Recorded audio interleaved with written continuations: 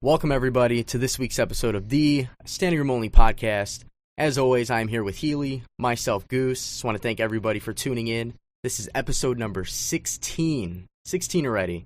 So I want to remind you guys, if you aren't already following us on Spotify, Apple Podcasts, go ahead, hit that like, subscribe, download, leave a review, feedback, all the fun stuff. We are the Standing Room Only podcast. We are on YouTube as well. Twitter and Instagram, SR Only Pod. Our own personal social media, I am iGoose with 4 O's on Instagram. And then Healy. You can follow me at the Healy6 on Twitter and Instagram. Yeah, he's not on Spotify yet. Maybe one day. But so again, this is Tuesday, episode number 16. Just a friendly reminder for next week's episode. Healy's leaving me for about a week. He's going to be in Arizona. Yeah, going to Arizona for a couple days. I think I get to see the Angels camp, so nice. I'm going to talk to a couple people there. Going to hang out with a few friends. And also, I'm going on a business trip on Sunday through Wednesday. I'll talk a little bit more about that when I get back. And yeah, so that because of that, we aren't able to record on time. So next week will be a little later episode. So if you're wondering why it's not available, this is why. Yeah, so look for next Thursday. So normally we upload on Tuesday night going into Wednesday. This is going to be Thursday night. Going into Friday. Yeah. So Healy, if you guys don't know, if you don't follow his personal YouTube channel, he does once a year, at least starting last year, he goes and interviews baseball players during spring training, and it's pretty cool stuff. So young talent on the rise, some veterans. So definitely make sure you check that out. Yeah, make sure to, if you are an active listener of the podcast and you enjoy it, share it with anyone you know. Anybody. We're just trying to get it out there. We're getting some good traction, but the main part to help out with us is you guys. You guys are the ones that have listened to it and actively listen, so share it with friends. They might enjoy it too, and then they might spread it to other people, and it might spread like wildfire. Yeah, I don't want to say. I was going to say something else, but I know, I didn't want to say we'll go with wildfire. The little pause right there. Right? Not going to say it. I didn't want to do it. All right. Anyways, so yeah. Basically, Healy hit it on the head. Make sure you share the love, stay interactive. We like to tune in with you guys. But yeah, let's get to it. First things first. Yeah, ended off last week with the Mookie Betts trade. We're going to start off with it this week. It's finally official. It was official like yesterday or 2 days ago. I believe yesterday they made it official, yeah. So last week we were in shock and awe, and Mookie Betts got traded. And I don't know if you guys watched the clip from last week, but I was staring at Healy, and I almost didn't believe him. But he did get traded to the Dodgers, and it is officially official. Yeah, there was a lot of trades that went with it, but it broke down. And the teams had to resolve something. So the deal is official now. And the only 3 teams that made a trade were the Dodgers, Red Sox, and Twins. Last week, there was Jock Peterson and Ross Stripling for Luis Renfico or whatever his name is. Angels decided not to continue with that deal for whatever reason, so the Dodgers still have Jock. They still have Ross Stripling. The Dodgers, though, in this new trade deal, they did get Gratterall, who was a minor league pitcher. He was originally supposed to go to the Red Sox, failed his physical. Now he's getting sent to the Dodgers because the Twins and Dodgers worked out their own deal, that 3-team trade. No longer there, so Dodgers could get a good prospect with Gratterall. I'm not sure why the Red Sox didn't want that, but Dodgers end up getting Mookie Betts, who has 1 year left on his deal, David Price, who has 3 years remaining on his deal, and then they get $48 million to pay half of David Price's salary. And what's his salary? 96. So exactly half. So the next 3 years, they're paying him $16 million a year, which is great for David Price. That's not bad. Especially on the Dodgers. It's a lefty. He might not be at that Cy Young level he used to be, but $16 million for a pitcher. Cole Hamels getting 18 this year. There's a bunch of pitchers getting around there. I think Kevin Gausman got 10, so he's not up at that 30-something million he was at before. Thanks to the Red Sox for wanting to shed some payroll. The Red Sox end up with Alex Verdugo, was the number one prospect, start off last year, had a good year, got injured towards the end, should bounce back. Good defensively, he has team control, so that's good for the Red Sox. They get Jeter Downs, who's a shortstop, actually named after Derek Jeter. I think he's a decent prospect. And then they get Connor Juan in the deal, so pretty decent. The Red Sox do get Alex Verdugo back. They don't get maybe the value that they should have gotten. They were just trying to shed payroll, and Mookie Betts 100% was entering free agency, so they had to get rid of him some way. Yeah, the Dodgers basically rented him at that point, but we've seen it work with teams. Rent a player, they end up winning. Maybe it helps the Dodgers here. I mean, Mookie Betts is, in my eyes, grade A player. He's a great player. David Price, who knows what you're going to get. It's worth the fact that they're paying half. Thank you for the quick math, by the way. When you said half of 96, it didn't process for the 48. Yeah. And then they got some good talent, and they even got a draft pick. And then do we mention who the Twins got? The Twins, it was Gratterall to LA, and Kenta Maeda got sent to the Twins.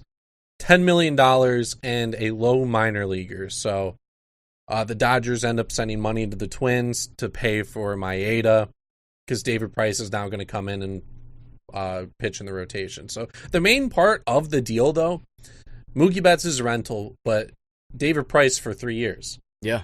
Ryu ended up leaving. He got paid more than what they're going to be paying Price. They get 3 years of control for him. They'll have Kershaw, Buehler, him, Dustin May, yeah, and maybe Ross Stripling. We'll have to for see their fifth, yeah. There's a couple guys that'll fit in, and then hopefully Alex Verdugo can bounce back. Like I said, he had a solid year. He had like 15 or 16 homers.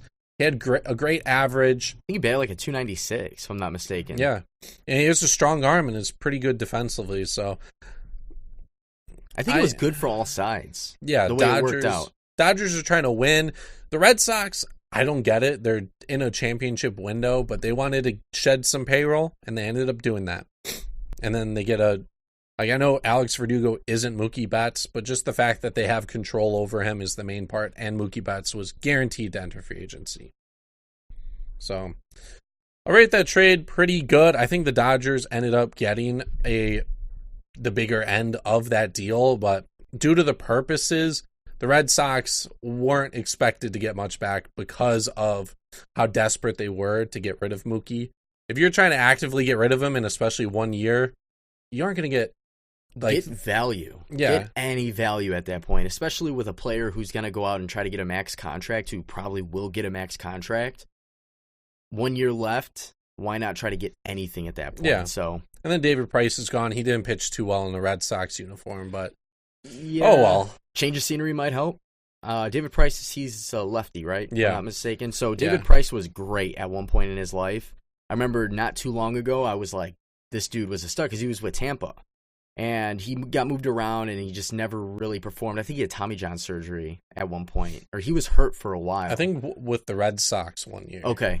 And, who knows? Change of scenery. He's in L.A., more bats. So I know there's always that win-loss column where it doesn't really tell a story, but it might look good for him in this situation now that he might have a little bit more run support, maybe. Mm-hmm.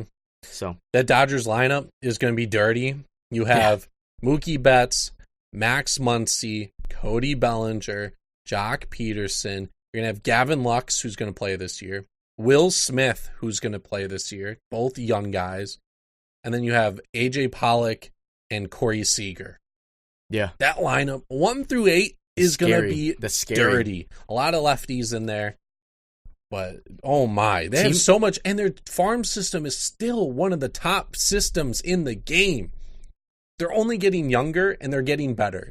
You don't see that with major league teams. The Dodgers last year won 106 games. They're projected 103 this year. Over, under. That NL West is pretty weak.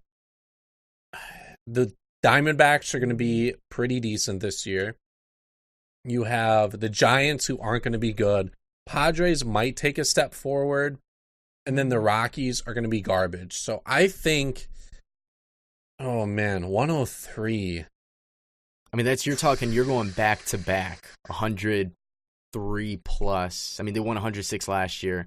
They're notorious. I mean, the last few years, they've been in the 90s. I would say for sure. I'm going to say, yeah. Let's go 105. I was going to say 100 or maybe at 103, but. It's easier to go under because of like the amount of games that they could go over compared to under. Exactly. Like they could win maybe like 87 games or like up to 102. And that's a big difference compared to maybe winning 107 and 105, 103. I'm going to go over, though. I still think the NL West is kind of weak. They're going to win a majority of those division games, and they're going to win a majority of their series. Their team is just stacked. So would you say, bearing no injuries, knock on wood, the Dodgers out of the NL in the World Series? They have the best roster at the moment. They have the best team makeup. They seem to have that every single year. Okay. They seem to put the best lineup out there. They have a good bullpen. If Kenley Jansen bounces back, oh my, that would be unstoppable. And then their rotation, it's still one of the best in the game. And like I said, they're only getting younger. They have Gavin Lux and Will Smith, who are both like 22 years of age, and they're studs. Yeah, they have a bright future. I think that they are the best in the NL right now. I still think the Nationals can give them a run for their money, considering they did re-sign Strasburg, and they still have good pitching. They still have their bats. They're pretty young too around the field. But Dodgers, I would say, should be able to at least take them in a 5-game series, 7-game series at that. So, but yeah, as far as baseball, we could talk about the new playoff format that got suggested. Okay, did you hear about that? I did not. So yesterday there was a proposal of maybe expanding it to 14 teams making the playoffs instead of 10. So 7 teams would make the playoffs from each league. There'd be 3 division winners and 4 wild cards. Already right there, I think like, okay, I get it. So the top team would get a bye. And then the other 6 teams would play a 3-game series, and the higher team would have all 3 home games. Which you think is kind of weird, but with baseball terms, you can't really play a 3-game series and go play 1 game and then travel for a day and play one. It's going to take too long. It'd take way too long. Especially in November. Exactly. October and November. And also, here's the big part. Here's the part that's really dumb. The second highest record gets to pick who they want to play. That's interesting. So they could pick, like, let's say the Cubs end up being the 7th team that makes it, and you get maybe like the Rockies end up having a sick year and they end up with the 5th seed. Yeah. And let's say like the Braves are the 2 seed. The Braves could be like, yeah, the Cubs have a good roster. We don't want to face the last team that made it. Their record's not as good, but their team makeup, let's go with Rockies. Let's face the Rockies. Yeah. Yeah, it's all going to come down to the matchup at that point. But that's always been interesting, though, because as you look in other sports like the NFL, the wild card teams always end up being the good teams randomly. And, I mean, granted, you would want to face the lower-seeded, or I guess, the lower-seeded team. But there are those matchups where it's like, okay, maybe they wouldn't want to face the Cubs because they're younger or whatever the case may be. But I don't know. I don't know if that. I mean, if they implement that, I feel like you got to stick with that. Do you change it for a year, and if it doesn't work, do you go back? Like, how would that work? I don't know. Like, I don't mind the expansion and trying to get more teams in it.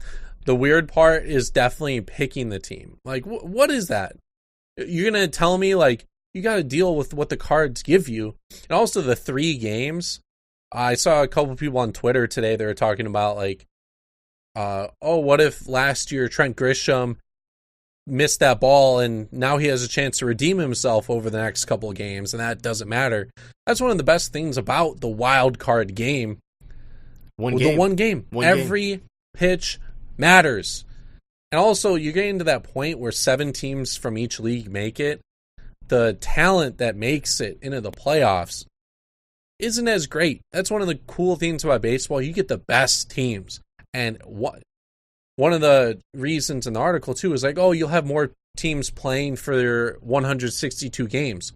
There was a lot of teams last year competing for that final wild card spot throughout September. It happens. There's so many teams that compete every single year. It's not going to add more. Also, adding 3 extra or 2 teams from each league now, you're almost at halfway, that NBA level where you could get a team below 500 possibly entering. Competition, I feel like, will drop a little bit. I mean, with baseball, like, it doesn't, you still have to play. Like, you have to go out there and play. It's not like you can be lazy or you could test this out. You can I mean, I guess you could as a coach, but the more teams you add, I feel like there's not as much fun down the stretch. Yeah. You know, like you said, you have a team that's going, they might get the last wild card spot, but then they're going to play a 3-game series. Like, it doesn't. All on the road, too. Yeah, I don't know. I mean, some teams are better on the road, so it kind of takes away from the home. I don't know. It's just kind of weird to me. I don't like it personally. I don't like it either. Yeah. Let's throw our hat in the suggestion box and send that off because it's a no from me, dog. Yeah. They'll take us over to football news. Not too much football news this week. The Ravens hired the first female African-American coach. Yeah. So shout out to them and Ron Rivera for making that decision. Not too much in the football news this week besides Phillip Rivers and Tom Brady officially entering free agency. Phillip Rivers officially won't go back to San Diego as well. Mm-hmm. I'm not sure about Tom Brady. It's just he's in free agency. So yeah, he could go back to New England. We don't know that yet. For sure. Rivers is out the door. I mean, they mutually parted ways. Tom Brady with the Patriots, I've said it from the beginning. He's going to listen to offers. He's going to maybe talk to teams, but he's for sure, his agent at least, is going to listen to offers. Try to maximize his 1 or 2 year deal. He said he wants to play a couple more years. Mm-hmm. I think, he could. I don't see him going anywhere playing in another uniform besides the Patriots. But, rumor is he's trained in San Diego for I don't know how many years. Maybe he ends up over with the Chargers. I don't see a team being an instant contender just because they signed Tom Brady. No. You're getting an older Tom Brady. They already need to be a contender, in a sense. That's the only way. Because Tom Brady, don't get me wrong, he's still talented. Pair him up with a good receiver. He's going to put up great numbers, and he can manage a game. How many shots can he take? We don't know. He's getting older. He's not speeding up. He's only slowing down, which, he moves about as fast as a broke-down car.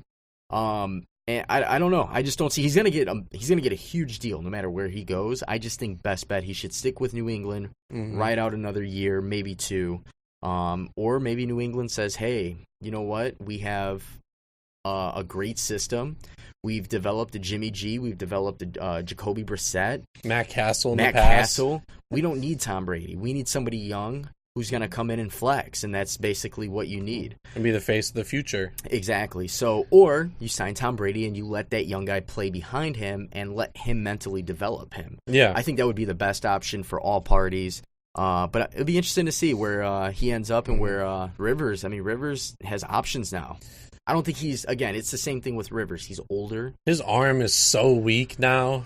Yeah. I just don't see it. It would have to be, I don't even know. Mm-hmm. I can't even think of a team off the top of my head that would benefit from having him. Because the Bengals, we already know, are going to go after their first pick. They're going to draft quarterback. There's Buccaneers. Some teams are like maybe the Bucs because Winston throws 50 interceptions to match his 50 touchdowns, whatever it may be. But I can't think of a team off the top of my head. And I know a lot of people in Chicago, they put their fan hat on and they're like, oh, he should come to Chicago to the Bears because we have the best defense and Brady's the best quarterback, so we'll win 50 Super Bowls. But, let's think realistically. Is he a better option than Trubisky? Maybe. Mentally, yes. Mentally, yeah. I think I was going to talk about this. The more I think about it, it would kind of be cool for Tom Brady to come to Chicago. Chicago's one of those teams where they are somewhat of a contender, but if he comes to them, they would automatically be a contender because of that defense, and they already have a solid offense with the pieces. Yeah. Their O-line's really weak, and it was just Trubisky and his mental state, but I don't know if that's Matt Nagy. Like, what if he comes in and Tom Brady just doesn't fit into Nagy's system? I'm not sure, but I know that Tom Brady mentally and being a game manager could lead that team and generate points, which would help out a lot more compared to Trubisky. And those checkdowns. I'm sure, yeah, those checkdowns. And the reads. He would hit up multiple receivers probably too and read coverages. Brady, I feel like would shut down a lot of those plays, those little screens that Coach Nagy was running all last year, even the year before, but they were more successful the year before. Yeah. But also Brady is very good. Like James White with New England is a great running back, catching back, a great catching back. And the routes that he runs, the wheel routes, everything's it's executed. It's perfect. Brady would actually be able to hit Cohen. That was one of the problems with Trubisky. He can't hit Cohen. You get the ball in Cohen's hands, anything can happen. For one, your offensive line, most guys in the NFL are at least 6 foot, 6'1". This guy's 5'6", running around. They're like 6'5". Yeah, and he's running behind them. Nobody can see him. Well, that's an automatic 4 or 5 yards right there. Again, I saw him live when I went to Lambeau last season for Game 1 with the crazy comeback that they had. And seeing Tariq Cohen run out there, I literally lost him in the crowd of players because of how little he is, and he's so quick. But he's also not afraid to take a shot either. So Brady to the Bears might not be a bad option. I don't see it, though, just because Trubisky's on his last year and they want to test him out. I don't know. We'll have to see, though. The Bears might move on from Trubisky, especially, or it could be like, all right, you're going to have to battle Tom Brady. Tom Brady gets a starting role if Tom Brady doesn't progress or regresses. Yeah. Like, really bad this year, then Trubisky could come in, but yeah, I don't know. I mean, it can go any way. I think personally, if he sticks with the Patriots, that's what you do. But that's the best option. Patriots fans aren't going to disown him. We're not going to go on Twitter and see people lighting a Brady jersey. You know, you're going to see those people who pretend to go light the jersey and they write a thank you note on his jersey. And they're like, oh, thank you, Brady. You're the reason why you brought us 6 championships. Thank you for deflating the football. Whatever they're going to say. And they're going to root for him. So, like, if the Patriots aren't playing Brady, they're going to root for Brady to win. Exactly. So I'm looking forward to the offseason. I know a few teams have some big moves to make, and we'll see what happens there. Speaking of football, XFL happened this past weekend. Interesting. Different. The talent obviously isn't there, but I think if this league actually lasts more than 1 year, the league could get pretty good. They wanted just to get people on teams, especially notable names like Cardell Jones. Yeah. You had Landry Jones, the other quarterback. Marquette King, the punter. Yeah, Marquette King. You had all these guys playing. Trent Richardson, I think, was on there. Was he on there? Maybe. I don't know. Okay. There's a couple running backs. There were some known players from the NFL. Yeah, and if this league lasts, you'll see some of these older guys get kicked out and some of these younger guys coming straight from college. Johnny Manziel might actually find a league to play in. He's way too old now. Yeah. But this could develop into like a 7th round or undrafted type league to where guys could get second chances. The league already has generated more revenue than the AAF did all like season that they had. So it's looking good. Yeah. This is Vince McMahon's league, right? He tried it once upon a time, and what did it last, a season or two, and then it just went downhill. I think doing it again, doing it right. In the social media world. Yeah, exactly. There's promotion with everything, and I think they promoted it well. It's on ABC. Yeah, and the fact that the NFL has had some very questionable, some people question the NFL as a company and whatever, just the whole politics behind it and whatever it may be. Here's this league, Vince McMahon from the WWE, and he's coming out and he's like, look, I'm going to do it again. We're going to have 8 teams, and this is how we're going to do it. Who knows? Maybe they develop, and next year they add 2 more teams, or they get to 12 teams, and some of these other guys from the other league are like, wait, I kind of like the rules in this league, and they're actually not offering that bad of money. One of the things I liked, and I didn't really sit and watch a whole game, it was highlights because I was like, I'm not sure. The scoring for the extra point. Yeah, they're limiting the kicking in that league. Yeah, there's a 2-yard attempt for 1 point, a 5-yard attempt for a 2-point conversion, and a 10-yard attempt for a 3-point conversion. I think that's awesome. It's different. We're so used to the extra point. We're so used to the 2-point conversion. I like something a little bit different. It makes it more exciting. It does. So you can have a 9-point play, and that takes away from a team literally being up 9 points, and that's the end of the game with 30 seconds left. Now it's like, okay, now you have to play. I like it. I'm curious to see where it's going to go. I'm not sold on it yet, but I like the idea of it. Yeah. A whole nother league. That these other guys, I mean, if Trent Richardson's in it, that's cool. Cardale Jones was a great college athlete. You know, a lot of these guys, they played college sports, and that's all they were trained to do. Granted, they did get full rides, but it doesn't mean that they were, got a scholarship in hopes that their career's not going to work, so they go and, to the real man's world and work. No, these guys like Cardale Jones, quarterback, and some of these other guys who had a great college career who just maybe something happened while in the NFL, or maybe the NFL, they were blacklisted, whatever the case may be. Now here's a new opportunity. Yeah. I mean, it's not like minor leagues. I don't want to call it the minor leagues, but I mean, it's another opportunity. So. Yeah, definitely like the rules. It seemed like there was more hitting. It was better. I heard a lot of great things about the officiating. They were getting a lot of right calls, especially in reviews. They're getting a lot of right calls compared to the NFL, who it seems like every single game you could have 5 calls that could go completely the other way that the NFL just lets slide by. In the XFL, they don't. Also, another entertainment factor, the interviews. They would interview guys right after plays would happen. So, I think they interviewed a lineman after, an interception, and the guy, swore on live TV. He's just like, we're trying to do our job. And then there was a pick in the end zone or something, or a pick 6, and the reporter was right there while the team was celebrating, having the mic in their face. Yeah. That's funny.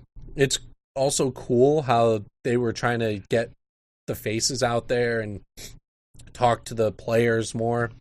And also, like I mentioned before, it's on ABC. I think last year the AF was only on CBS, so ABC is a national channel. That right there, huge. Anyone can watch it. It's on live TV. You don't need to have cable or all these other packages. You have an antenna and watch the game. I think you could with CBS as well, but CBS isn't as nationally recognized as ABC. Right. And it was shown technically with the ESPN broadcasting. So we'll have to see over the next month or so how it plays out, especially money-wise, because that's going to be the big thing. But a couple of these games had 20,000 fans, and there was some diehards already. They had face paint and they had gear already, so we'll have to see. We might pop in here and there on the podcast to talk about it. I'm probably going to tune in a little bit just to watch it, especially because football season's over. It happens at a great time. Yeah, it's ironically the week after the NFL season ends. I like what they did there because, for people who are genuine football fans who just like to watch the game, this is perfect. And also for some of these guys, they're trying to make it to the NFL, so this is their showcase. Free agencies around the corner, and they might get a second chance in the NFL. So. Yeah, it literally could lead to that. So I think it'd be interesting to see how it pans out. I'm not really too sure what we're going to see yet, but so far so good for the XFL. But as far as football goes, that's pretty much it. Yeah. We can transition over to the NBA trade deadline. Yeah, not too many big moves that I thought would be made. There was one.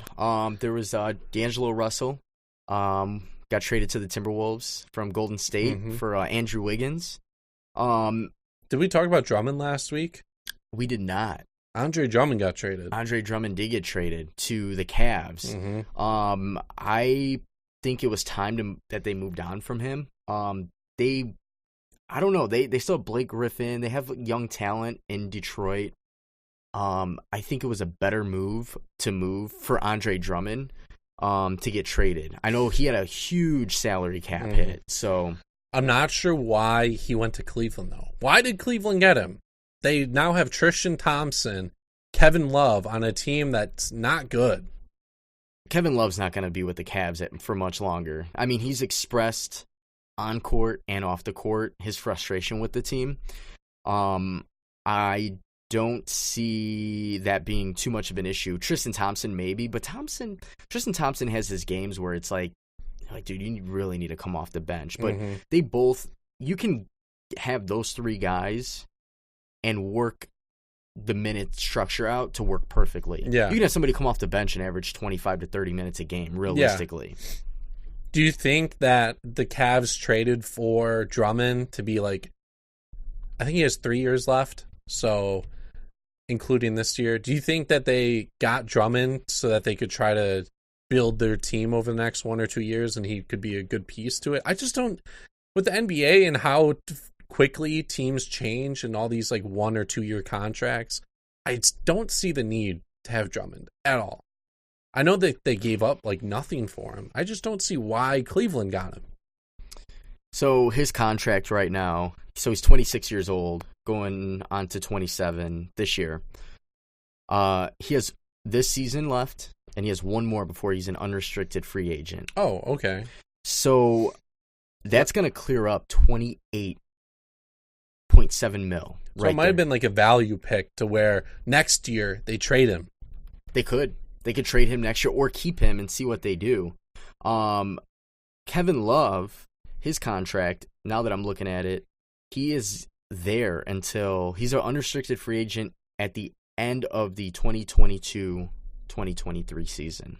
Oh, no. So he's making a lot of money. He's making about 30 mil, which he should. I mean, he's an NBA champion. His numbers don't lie. He scores. I mean, nobody's on his team, and he's grabbing the boards again. He's scoring again. It's all going to come down to, I don't really know what they're going to do with Andre Drummond. Maybe it was a way to use him to get maybe other talented players in during free agency. Or like you said, they end up keeping him and trading him to a team that needs a center. Yeah, next year and try to maybe get a draft pick or younger talent. Yeah.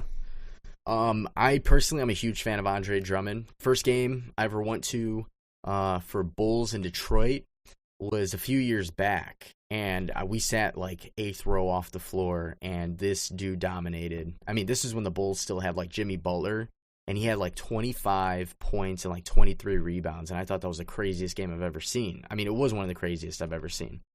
But even then, after that, he continues to be a 20 and 15 or a 15 and 15 type player, and at his age, he can go anywhere. If he decides to stay with the Cavs, and they have Garland, they have Colin Sexton, who's kind of growing into his shell. We don't really know where he's going to be yet. No matter what, he makes a team, I feel like, a little bit better. Not just because of his size, but because of his playmaking ability in the paint. So, besides that, as we mentioned, D'Angelo Russell. What were your thoughts on that? I thought it was interesting. Andrew Wiggins, D'Angelo Russell needed to be moved. Yeah. He wasn't going to fit in that Golden State offense next year. And also, he had a lot of value. He still has like 2 years. I don't know what his contract is. I know he has at least one more year after this. So they needed to get someone. They were trying to really get a big man. They couldn't get Karl Anthony-Towns. They couldn't get, I forgot who else they were going after. Drummond, I think they were going after. Drummond might have been on their list, yeah. They were trying to get a lot of big men, and they just had to go with Wiggins. Wiggins does fit that small forward position. He is getting paid quite a bit over the next few years, but he fits in that team way more than D'Angelo Russell did. Yeah. And I would say watch out for the Warriors next year. Andrew Wiggins, maybe he could hit that potential that he was supposed to be at before. He doesn't fit in that Timberwolves system. I know he likes to shoot. I know he can score. I don't think he's that number one option, though. I think if he plays in that Warriors system, he'll be fantastic. I think they'll have a better opportunity to develop him as an all-round player in Golden State versus The Timberwolves weren't really they weren't a bad team. No. I mean, even when they had Butler, or after Butler left. And Rose. They had, Derrick Rose, they had Jeff Teague. They had good talent there, but no matter what, he was the guy that he was dry on paper. He literally will put up 25 points, and that's it. And he would put up 25 shots. And he puts up 25 shots. Now, I mean, there's been some games where you're like, okay, this is the number one pick from Kansas. This is Andrew Wiggins. What I do like the most about the trade, it doesn't hurt either team, and both guys are super young. Andrew Wiggins going to be 24, I believe, this year, or just turned 24. And then D'Angelo Russell's 23 years old. Both guys, young talent, both can score the ball, but the positions that they truly played were not fit for that team. So by D'Angelo Russell leaving to go to Timberwolves, now he can start at the 2 guard or wherever he's going to be. And then with Golden State, Klay Thompson's coming back. Steph Curry's going to come back. You have your 1, your 2, and then your 3 is now Andrew Wiggins. And then Draymond Green. They just need that center. They need a center and maybe somebody else off the bench. I don't know. They've had some games. Their young talent isn't bad. We'll see how they develop once Steph Curry gets back. But they're definitely the potential to be another 45 to 50 team win team next year. So with Andrew Wiggins. So. Yeah, definitely. And Russell and Karl Anthony-Towns, they like each other. Yeah, they've been friends since college, pretty much. They literally were always seen together at the games, always talking. They've had a good relationship. So I think it's good. I think it's good for both teams. I think there was one other decent trade that happened, and I can't remember off the top of my head. There were... I don't know, but... Clint Capella. Oh, Clint Capella. Yes, yeah. Yes. The Rockets are like, all right, we're going to get rid of our guy who gets 20 boards a game. And now we're going to start P.J. Tucker at center. Who's like 6'6". I think that they beat the Lakers, too. I'm pretty sure they did. I don't recall. I think they did, because that was what Twitter was talking about. Yeah, they won without a center. Unbelievable. I don't get that trade at all. Who'd they get back? They traded to Atlanta, right? Yeah, it was the Atlanta Hawks. Clint Capella, now starting for Atlanta, was traded from Houston. Let's see. So the rumor is the Rockets trade Clint Capella to maximize Russell Westbrook. I'm wondering if that's for... Well, it's not contract purposes. I'm wondering if that's for the purpose so he can grab more boards. I don't know. Maybe that, or Clint Capella was too much in the paint and ruined their offense. Like Russ likes driving to the basket. To drive, and so does Harden. Yeah, so does James Harden. Robert Covington was part of that trade. Oh man, 4-team trade. I think this was 12 players. So Nene went to the Hawks. The Hawks traded a 2026 second round pick to the Rockets. Evan Turner went to Minnesota with a first-round pick. That actually was a good trade for Minnesota because Evan Turner's on his contract year, and he's making $18 million. So Minnesota, and that first-round pick. Yeah, that's so nice, too. Minnesota might actually, after this offseason, might have something nice going on. Why does Atlanta trade their first-round pick? They aren't good. The Nuggets traded Malik Beasley, Juan Hernangomez, Jared Vanderbilt to the Timberwolves. Gerald Green from the Rockets went to the Nuggets. The Timberwolves traded Bates, Diop, and Shabazz Napier and Noah Vonleh to the Nuggets. And the Timberwolves also traded Jordan Bell and Robert Covington to the Rockets. So a lot of moving pieces there. I think the Timberwolves got 9 new players, 7 or 9 new players, which is a whole NBA roster. They pulled the 2K stops out of their back pocket, and they're just like, all right, we don't like the team. Trade finder. I actually like Minnesota. Malik Beasley's pretty good, too. 23 years old. Went to FSU. I mean, he was not bad with Denver. Denver's just loaded with guards and forwards. And so Denver trades him to Minnesota, and now Minnesota's going to have the salary cap. I like this trade. I think it was a good trade. Evan Turner's going to be gone. They're gonna try to make a push for a decent free agent to match with Cat Towns and D'Angelo Russell, and Malik Beasley can start averaging 25, 30 minutes a game if he's not already. Yeah. Well, this is more like of a next year thing as well, because the Timberwolves are currently 16-36. Yeah, this is all for this is you do it for the future, but it was a good move. I mean, I don't think we've had a good trade deadline, and I don't remember. It's always hype. I'm always sitting there. I'm like, whoa, just sitting there, just looking at my wristwatch, like counting down the time, like what's going on. And now finally you're like 12 players traded in a 4-team trade. I'm like, oh shit. And also, like with these 1 or 2 year deals that so many players have now, you don't see these big name players getting traded. You don't see guys actually getting like moved because they're going to be like a free agent anyways. Most of the time now, the next big thing in the NBA is going to be waiting for the buyouts. That's the big thing now. Like, instead of trading your guys, why not just release them? Yeah, release them, buy them out, and then they can go to whatever team they want to go to. It's almost like you get a second contract, right? Mm-hmm. So, like Darren Williams was one of them. In recent years, you get the veterans that go to like Golden State, and you'll probably see them go to the Lakers. They'll probably get like a point guard or something. Didn't Derrick Rose do that in Cleveland? Yeah, I feel like he did that in Cleveland too. But yeah, so overall, and then of course you have the All-Star game coming up. So we have Team LeBron versus Team Giannis. I think LeBron's team is way better, personally. Yeah, as we were discussing before the podcast, there are 2 different teams. They're supposed to be drafted. Giannis went with I want anyone possible from the East, and I want to beat LeBron in the West. He wants that challenge. So it could be a competitive game.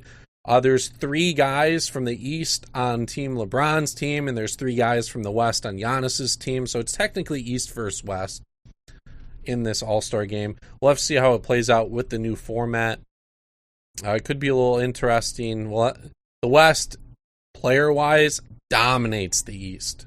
Hands down. I mean, LeBron, Anthony Davis, Luka, Kawhi and James Harden versus Giannis, Joel Embiid, Pascal Siakam, Kemba Walker, and Trae Young. Don't get me wrong, the East is good.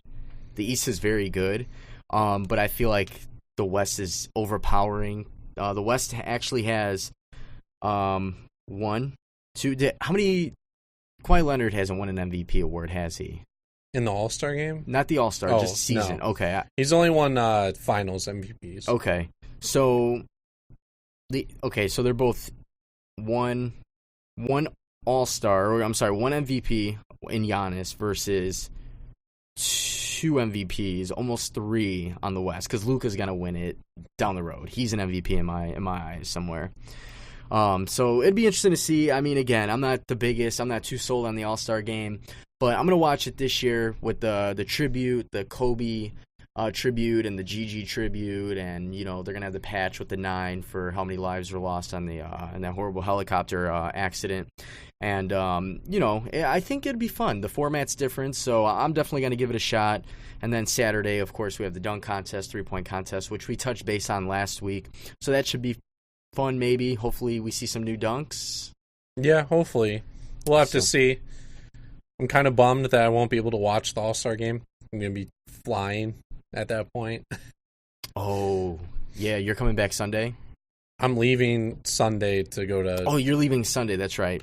You're leaving Sunday. Okay. So I won't be able to catch it, which is a little unfortunate. I should be able to catch Saturday night, though, and check out those All-Star festivities. But, yeah, All-Star Weekend this week. We'll cover that, and we'll give our mid-season awards. Yes, mid-season awards. And what team probably steps up next week, too. Yeah. There's definitely... I have some in mind right now for mid-season awards, but we'll post on Twitter and Instagram, so make sure you guys tune in for that. Give us your feedback. I know there's a couple of you guys out there who've done pretty well with that. Challenged us, and, we like to hear feedback. So, but that's going to wrap it up for this week. Again, I just want to thank everybody for tuning in. This is episode number 16. That's almost 4 months mathematically. So to everybody that's been with us from the beginning, who's been with us, rocking with us, thank you. Everybody that's new listening to us, want to say thank you for joining us. Again, make sure you do follow us, download, like, subscribe. We are on Apple Podcasts. We are on Spotify, YouTube, the Standing Room Only Podcast, SR Only Pod for Twitter and Instagram as well.